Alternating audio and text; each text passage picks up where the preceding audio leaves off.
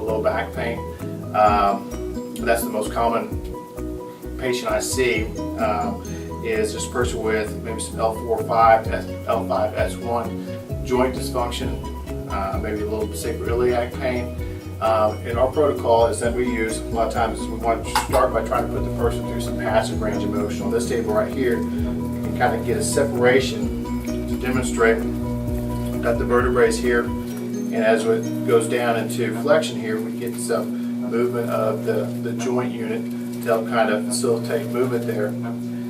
We can also then lower the table and put the person into passive extension. If the person's having a problem leaning back or that creates some pain, we can kind of put the joint through that range of motion as well.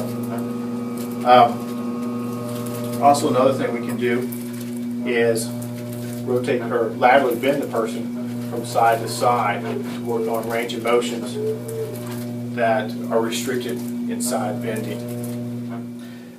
We also like to address a lot of soft tissue. When we get a person with mechanical back pain, we're also going to have usually a lot of muscle spasms with that.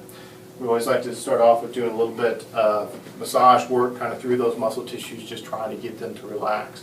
We'll follow that up with the application of some biofreeze to kind of go through. It's topical analgesic, works real well. We can then use that, kind of massage that in and go through range of motions and work on some trigger points or some other myofascial techniques to help loosen up those muscle tissues. Soft tissue, now we really want to get in and do some range of motions through the joint.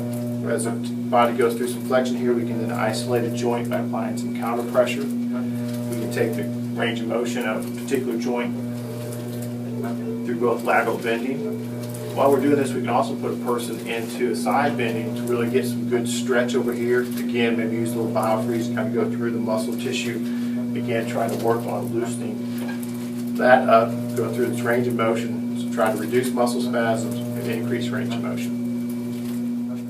Another aspect that we like to do after we've worked on the back is we like to turn them over, kind of work on, we can go through some range of motions, apply some extension to the lumbar spine as well as get some extension and work on the hip flexors here. We can also do a little stretch to where we kind of brace them here.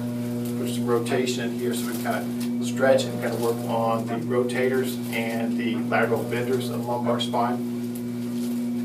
We can then have the patient turn and face me. And at this point, if we need to, this is where we can kind of come in and do the lumbar adjustment, and all that is just a little roll. We find the lumbar we want to move, and it's just a little thrust down.